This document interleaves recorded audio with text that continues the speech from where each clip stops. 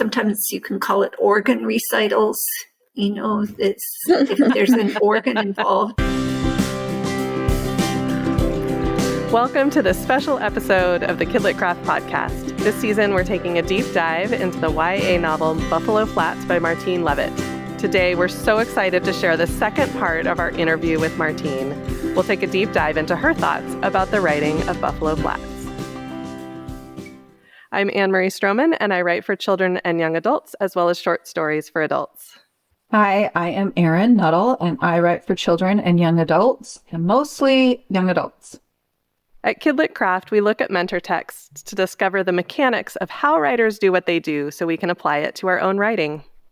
The writer who does it really well is Martine Leavitt, and we looked at her book, Buffalo Flats, as Anne-Marie mentioned, and Buffalo Flats is all about Rebecca Leavitt, who is a teenager in the Northwest Territories in the late 1800s, and she wants more than anything a piece of that beautiful land for just herself.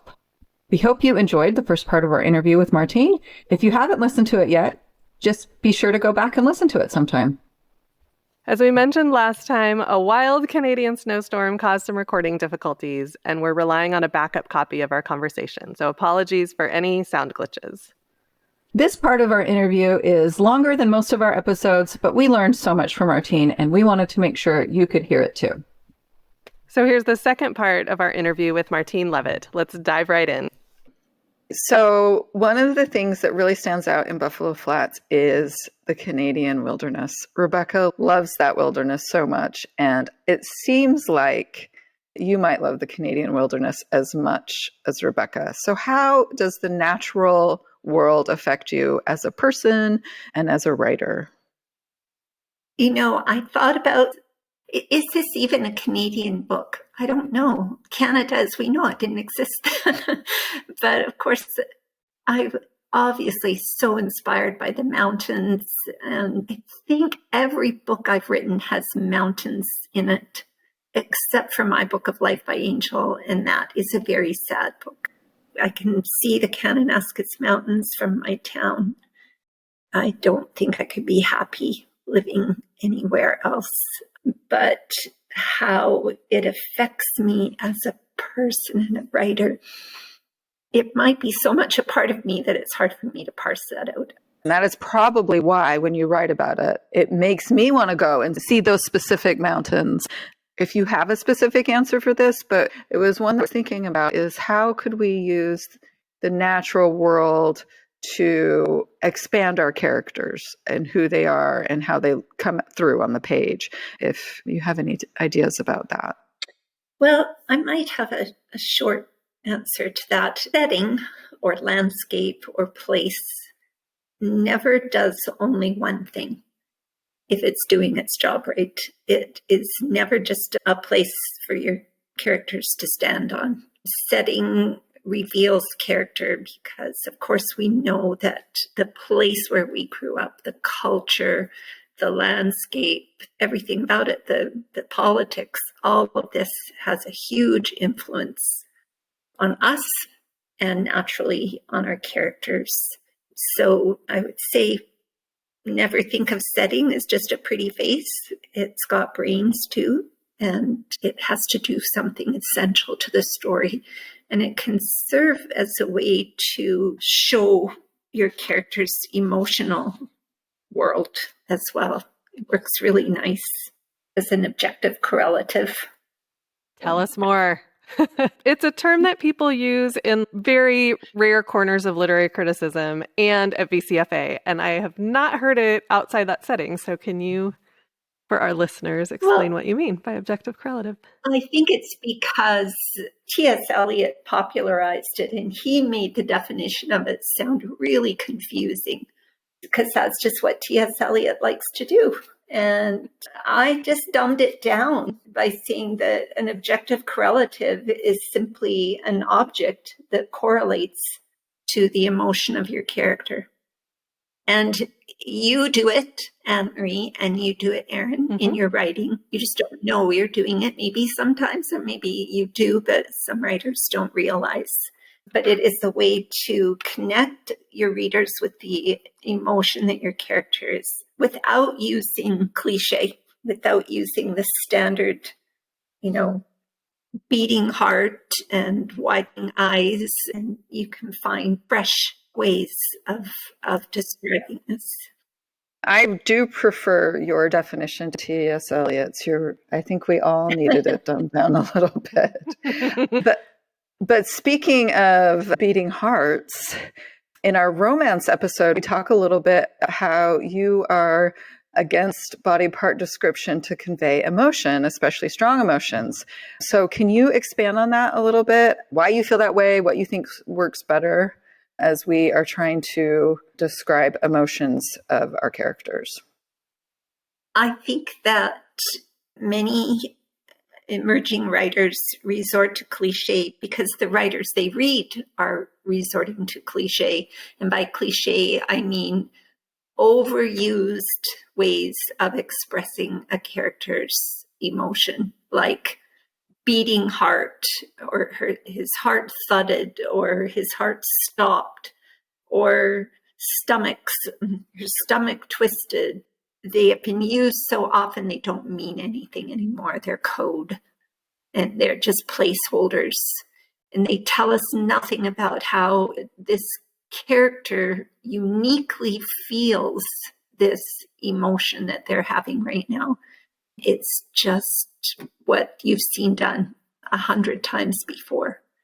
And maybe at some point back in the 1800s, someone wrote, "Oh, her heart thudded," and it was fresh and it was original and it described it really well. Awesome. But it's all used up and drained of meaning now. Sometimes you can call it organ recitals. If there's an organ involved in your description, and all manner of breathings. His breath caught, he breathed hard, he gasped, and I'm not saying never, of course, I'm just saying to be aware of that. And like I said, it is ubiquitous out there, but using those sorts of go-tos, they don't elevate your writing. They'll never be fine art. Let's put it that way. Maybe some people don't want to write fine art. It's okay, but yeah. Well, so what do you suggest that people do instead? I had a student once who was in this really terrifying situation, and I would have been terrified in that situation. And this character kept, his heart was pounding and he fainted and he threw up, and throwing up is like the new fainting, actually. And I was not connecting with his emotions because they were all overdone. And my student was saying, "Well, if I can't use these, what do I do?" And I found it really hard to explain what it was. And she kept reminding me that I was the teacher and I was expected to teach her. And so I finally said, just in a moment of kind of desperation, I said, "Use your metaphor." Any kind of metaphorical way of expressing your character's emotion is going to be better. Personification, simile, objective correlative, multiple metaphorical ways to approach. If you deny yourself using a cliche, you will naturally reach for something fresh and original. And it is going to make a difference in your writing. Yeah, it feels like when you're using cliches, as you said, it's code, right? Like someone's brain is like, oh, butterflies in the stomach equals nervous, right? So they do this kind of brain thing. But when there's a novel metaphor, it's engaging imagination, right? You have to get that sense feeling from imagining it. Yes, your reader has to be a co-creator. They have to invest imaginatively in the text when you do something fresh like that. I read a book not long ago, eyes. There's so many eye cliches, and one of them is widening eyes. Her eyes widened. But this writer wrote, her eyes widened so much they almost fell out of her face. And I thought that was kind of a fresh way to do it, that sort of tried and true, and you can do something a little different with it. Well, it is a good reminder to me. I actually have a sticky note on my screen that reminds me not to use body parts. So in Buffalo Flats, you explore a lot of different themes, and I was especially intrigued by your portrayal of strong female characters. You might not be surprised, listeners. Martine helped me write my master's thesis about strong female characters. And so... Which won the critical thesis prize. It did, thanks to a lot of crying and and a lot of help from actually both of you. So there's a tradition in our media, in writing and in movies and TV, of creating or portraying strong women and girls as being out of the norm or exceptional. And then if they are strong, they're shown strong because they do things in a traditionally male way. And Anne-Marie and I were talking about this, and I thought of Lady Macbeth, who asked to be unsexed because she couldn't wield political power as a woman. And then we have like Wonder Woman, who is a female warrior, which is a very popular, Laura Croft Tomb Raider, Hunger Games, like there's just a lot of female warriors. But those are women being manly if you look at traditional roles. You portray Mother and Rebecca as normal women, and they show their strength through more traditional female roles, caring for the family, midwifery. I found the way that Mother deferred to her husband and yet stood her ground and changed his mind just astounding and awesome. So why did you decide to write these characters this way? Like, especially historical characters. I think people really struggle writing historical women, and that was a very long lead up to the question. but I am curious because I felt like you had a whole raft of really strong women doing normal women things. And I just really loved that. Well, one reason that I did it that way was because women did have these traditional roles in, settling these sort of wilderness areas. But those roles were perceived then as being every bit as necessary and essential to survival as men's work.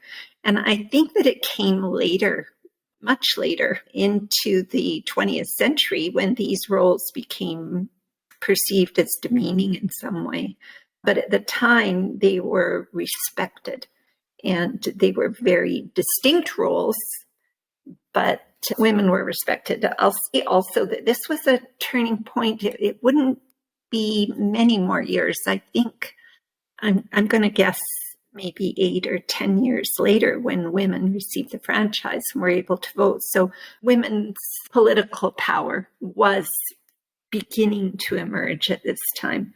But, the family histories that I read, they have these family structures of mutual dependence and just the deepest respect and love. Now, these histories would take them from their childhood right up until they die. Their kids would write sort of the postscript and say this is when they died. And they would talk about how lost they were when their husband or wife died. There is just so much closeness and love and respect in these personal histories.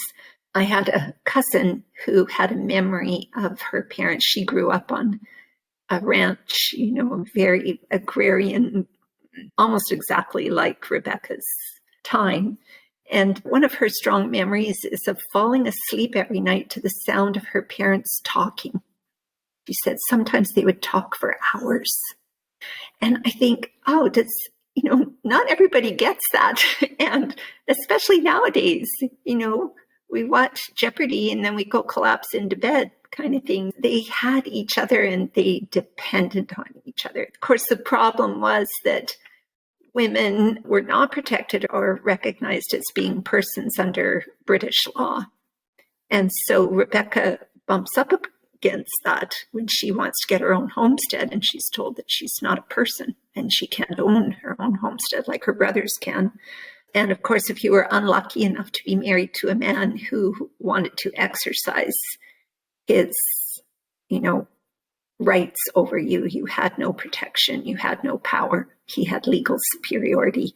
And so there was that other dark side to it, to the fact that women did have these traditional roles and they were loved, but not in every situation. There were some situations that were very bad and they had no recourse. So I've dealt with that in my story as well. We see so much of that with the Semple story, and especially the climactic scenes where mother does her thing and has to, go into the legal system, and all of that comes to the fore. And you use that so well in service of the story, right? It feels like something that could just be interesting moments of historical women, and you really make it serve the story. So I appreciated that. There was no domestic abuse. There was no children out of wedlock in the personal histories. That does not mean I don't think it happened.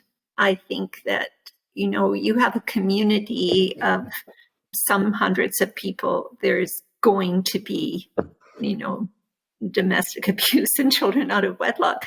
So I invented it. I think that it wasn't a deliberate effort to deceive anyone to thinking that their life was perfect in any way, but it was just their uncomplaining way of saying, that was then, this is now, we move on, and not going to trouble you all with the sad bits. You mentioned the idea of perfect, and that's actually something we have talked about a lot, is Rebecca's desire to be who God wants her to be, and believing at the beginning that she has to be perfect in order to do that, that's what that means. And we talked about it in terms of it being a misbelief for Rebecca. She starts out with the wrong belief that she has to be perfect, and she realizes by the end that what she thought was perfect was not in fact perfect, and that she doesn't need to be perfect either. And I'm curious how you thought about that as you were working on the story, and how you use that tool in coming up with your stories or developing them. So I have to say that I am very impressed that you drew that out of the story. I think this is one of those times when you're just so grateful to your readers because they see a depth to things that you didn't necessarily see exactly that way. And I think that Rebecca does, she has her mother, and her mother is this paragon of virtue, and she sort of has her as a model, and then you have LaRue. And I think I personally identify with Rebecca so much because I do have friends who are just, they're just angels, and everything they say, they never say a mean word, and I really, truly have friends like that. And I will never be that way. So I think some of it was my own struggle, with, what is goodness? I think that is, what does God want from me, and what is goodness? That was a big question that I went into the story with. And she does figure out by the end that she doesn't have to love the whole world. She has to love the person that she's with at that time. And one of the lines is man by woman by child. That's what we all can do, is take the person that's before us and love them. And she does come to that conclusion. But I did not see it as elegantly as you saw it. So thank you for seeing that. But I love that idea of coming in with a question, and kind of an abstract question. What does it mean to be good? What does goodness mean? Is that something that you do in all of your novels? Do you approach with questions like that? Yes, I do. To me, that is where theme lives, is in asking the big questions, the questions that you don't know the answer to, the questions to which there may not be one answer or even any answer. Sometimes I come to the end of the book and think, I I don't think I really answered the question. I went in wanting to know, but sort of ended up being humbled by the question to realize, who am I to be able to solve this huge question? What is goodness? How do we know if we are good? But I believe that my readers, by reading the book and considering the question, will either come up with their own answer, or they'll just be a little bit changed by the question. They may continue on with that question and come up with different answers in the future, or at least recognize that it's a question. I like that idea. I think I've said that for every one of your answers, by the way. I like that idea. I do that of the author exploring your own thoughts about a question and maybe coming up with the answer, or maybe not. When Rebecca is working out her feelings about LaRue being pregnant, I think you do that really well, because she talks about how she sees this conflict. She knows that what LaRue and Ammon did breaks the commandments, but she also can't see LaRue as anything other than the really good person that she is. And she just kind of leaves it like that, with both of those hanging there. And you as the reader are then invited to continue thinking about that idea and just let it percolate in your brain, see where you come up with. And also when Mother shoots Mr. Yes. Yes. She's this angel of mercy, this woman who nurses and heals and midwives, and yet she goes ahead and takes the law into her own hands. And I think that the question is a really good question. What is it? Was it good to defend Sister Semple and defend her daughter? Was that good, or was it bad? To this day, I don't know. That was actually one of my favorite parts of the book, to be honest, was this moment when I had painted Mother into this corner. You did, yes. Taken the law into her hands. And I thought, well, at first, in my first draft, I just let her get away with it. It's just like there's no consequences. That is just not realistic. She's going to have to go before a judge. She's going to have to answer to this in some way. And I had no idea. I had her before the judge, and I literally did not know what was going to happen. And then Mother says, and it's just one of these gifts from your characters, she says, well, I didn't take the law into my own hands because there is no law against beating your wife. And I thought, well done, Mother. Good job, because she was right. I had no idea where that came from. It was just there when I needed it. That's one of the lovely things we love about writing. We sort of slog along and think, wow, do I have to do everything? Is this not going to take over and just, be this magical thing? And then all of a sudden, you just get one of those wonderful magical moments. I enjoyed that as well. And I did not see either of those things coming. I did not see Mother shooting Brother Stemple. And then you made her go to court. And I was like, oh no, I didn't expect that to come. And certainly her solution that she came up with herself, I did not. Yeah. So that was, it was a really fun part of the book. And then Father lies. Yes. So, you do really put Rebecca through the ringer. And I feel like you keep us so closely in Rebecca's perspective that it's easier for us as readers to understand that, like, oh, Father probably lied on occasion anyway. Rebecca just didn't see it. Like, Mother had these characteristics. Yes. Rebecca just didn't see it. Right. So it's not. Yes. It's surprising, but it's within the fabric of the story and within the fabric of the characters, especially because we're so tight with Rebecca's point of view. And I think that her brothers also sort of bring up a question about goodness, because when they start out, the brothers are just not very nice. They're not kind to her, but gradually over the story, she sees them as being much more loving and kind than she had initially thought. So I wanted to ask you about the middle of the book, because your book is so, as Erin said, so tightly written. And I know it went through a lot of revision and editing, but I'm hoping there's some magic trick about moving this story through the middle. I kind of want to ask that in terms of what are you thinking about as you're working through the middle, either in a first draft or in revising? One way to make your book tight is to cut it in half, which is what I ended up having to do. I've listened to some of the podcasts that you've done on Buffalo Flats, and I love the analysis that you did about character desire driving the story, the emotional and external or physical or concrete desires, what I call it, and the obstacles to that desire and the stakes involved. Stakes meaning what the character stands to lose if she doesn't get that desire. And I literally examine every chapter and scene, and I ask, is this revealing character, or is it something about the character pursuing her desire, or the obstacles to that desire, or the stakes? If it doesn't fall under any of those categories, it has to go. And that can be really, really hard to let go, because you know that phrase, killing your darlings?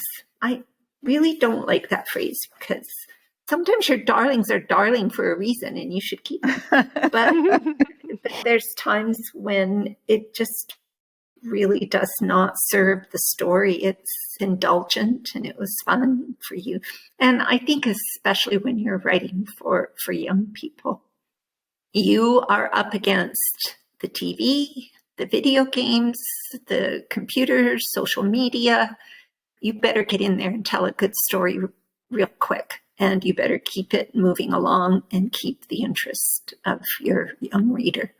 And so if you really love those wandering scenes that, you know, are just there to be beautiful, you should probably write for adults.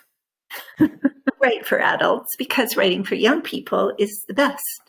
Writing for young people, they have so little volition in their lives. They are at the mercy of their parents. Their parents tell them, you know, where they're going to live and what school they're going to go to. And they, you know, buy their clothes for them and they manage their lives. Adults have all this agency.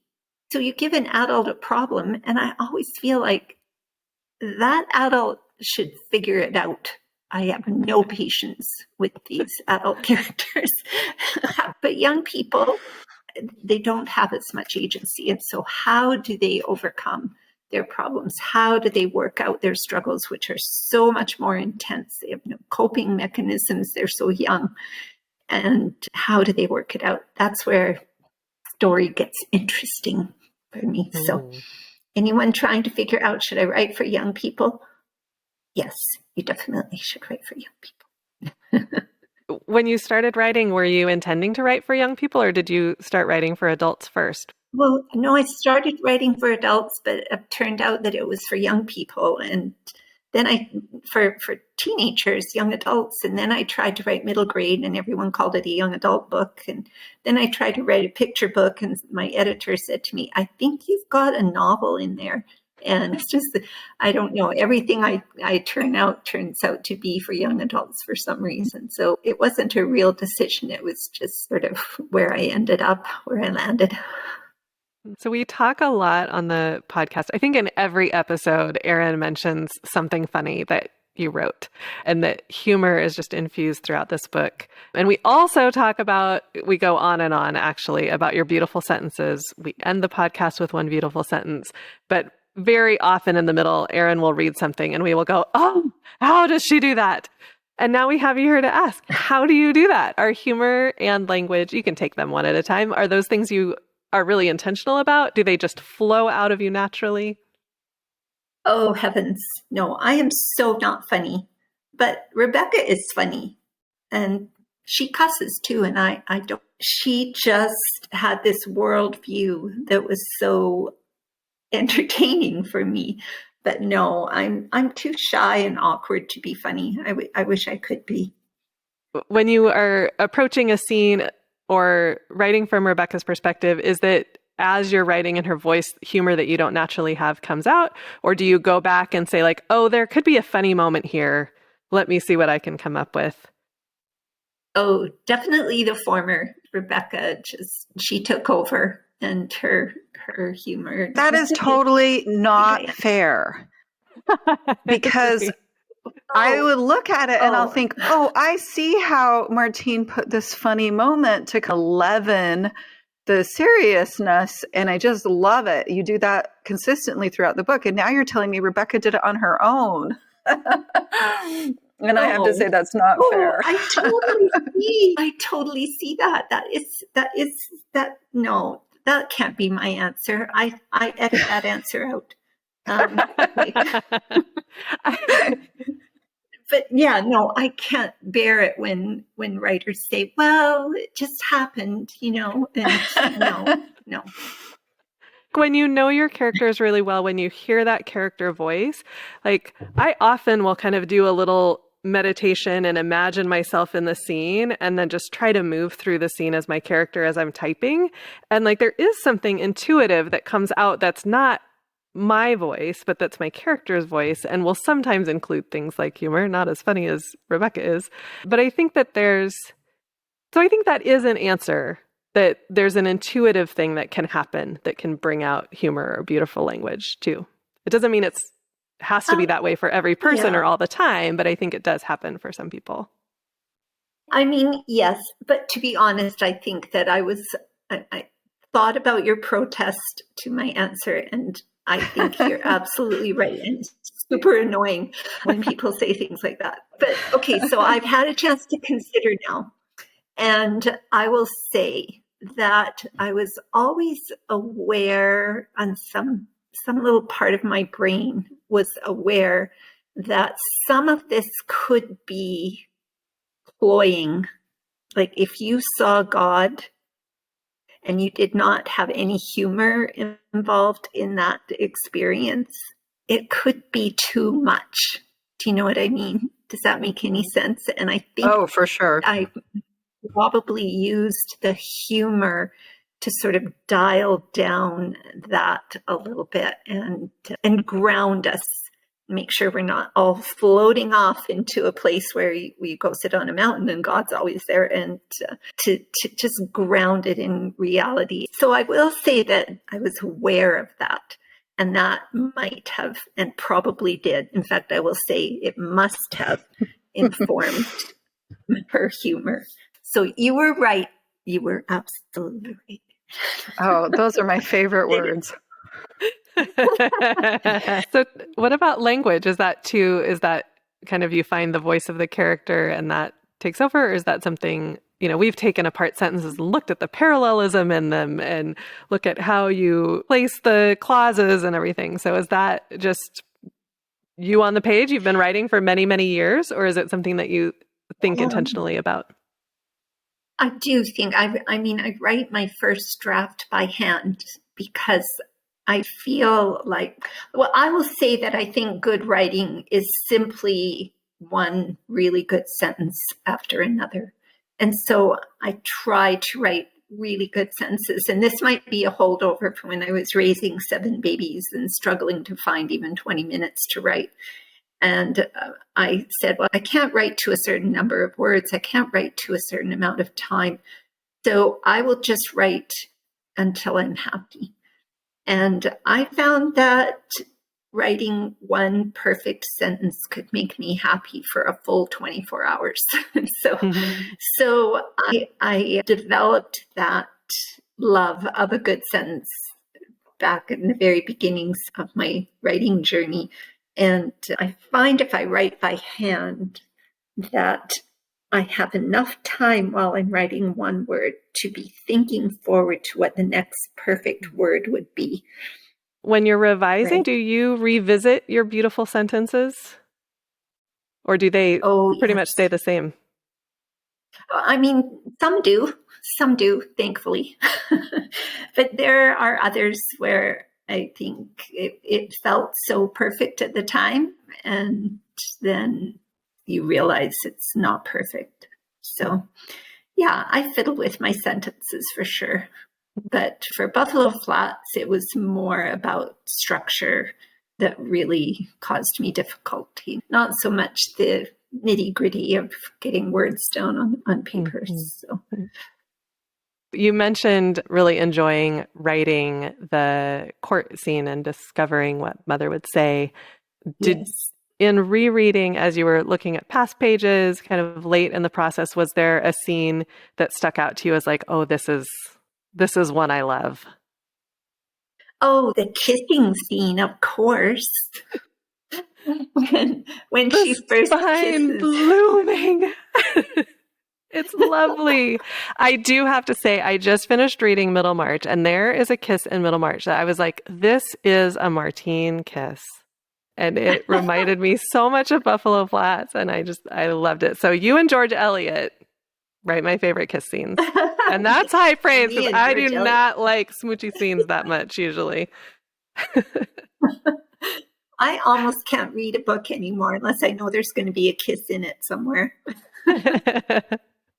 Martine, I just wanted to tell you that I felt so seen by this book, and it just hit me so deep inside of my soul and who I am, especially that opening where Rebecca visits with God. I read that over and over and just found it so beautiful and so moving and so honest and true. And it just helped me feel like I felt seen in a way I had never felt in reading a book before.